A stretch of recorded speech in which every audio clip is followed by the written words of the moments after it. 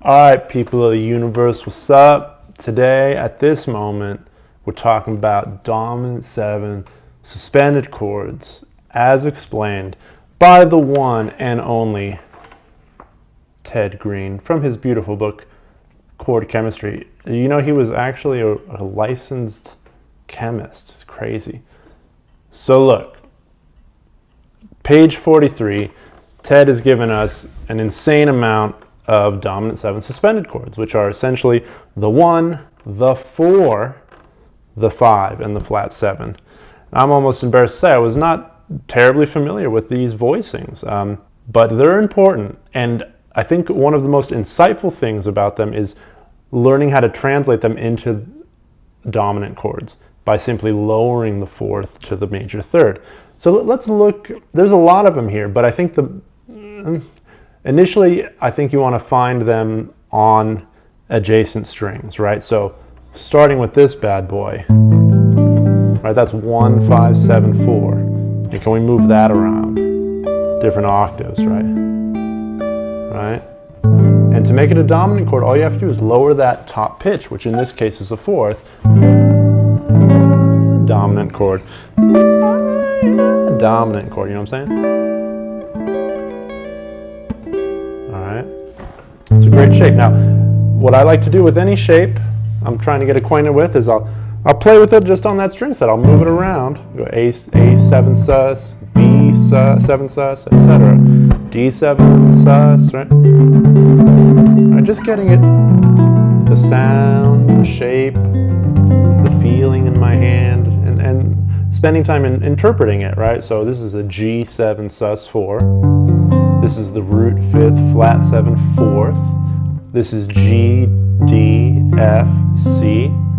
This is sa, pa, ni, ma.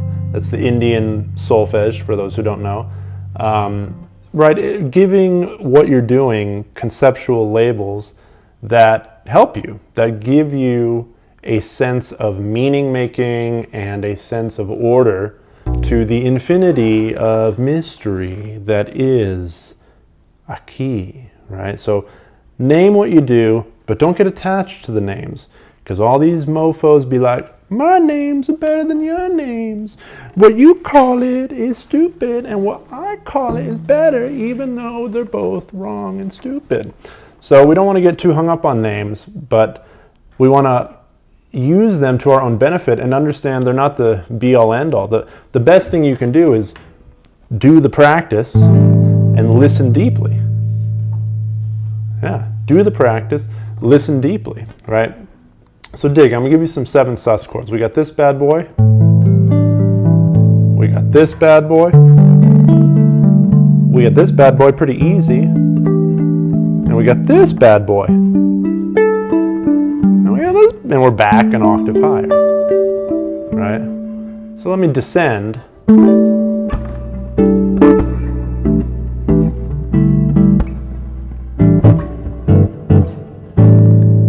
Yeah. Now, what's good about these, right? These are dominant chords.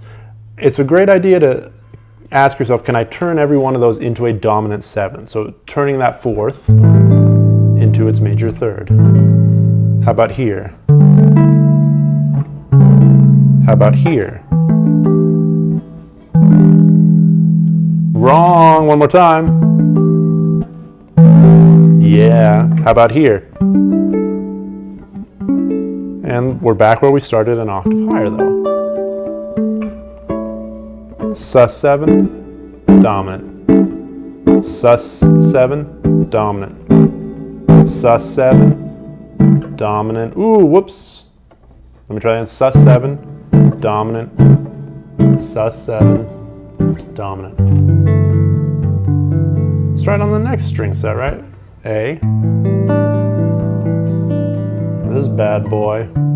That's a stretchy boy. This bad boy. And this bad boy. And we're back where we started. Octave higher. Descending. Descending. And we're back. So now, All right, same idea. Can we turn that fourth into a third? That fourth into a third. Can we turn that, where is it? That fourth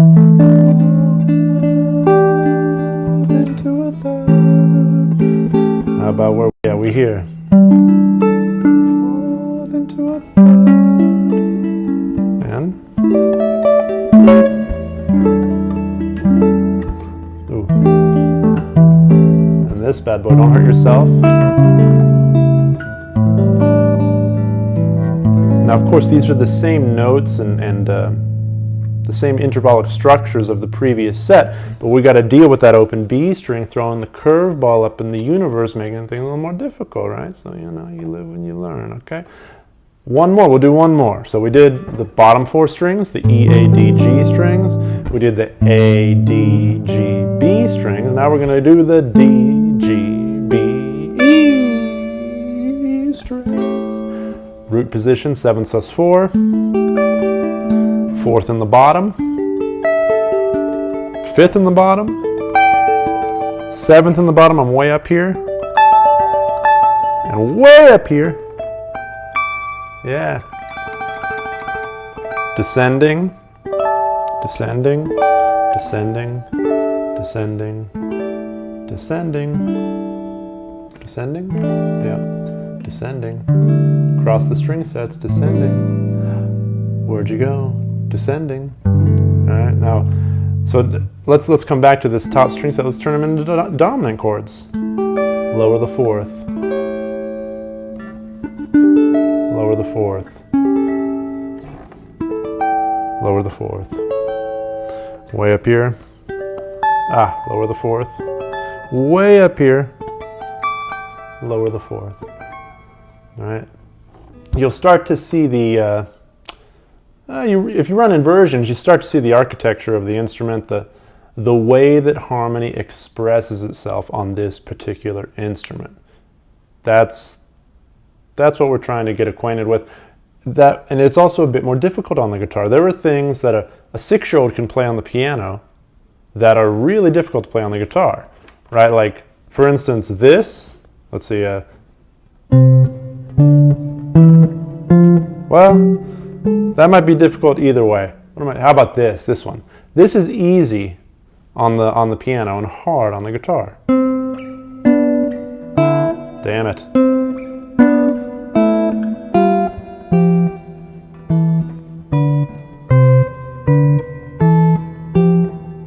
What am I doing, right?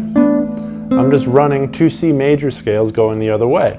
You could do this on the piano like this. You go ba da bo da ba di ma ni ko pe ba la li ma ni mo ha ta ni ma tu da ba ni mi wo. I guarantee you there's a 3-year-old out there who can do this.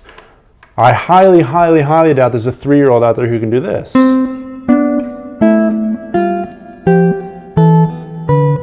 Keep going. Octave reduce or expand.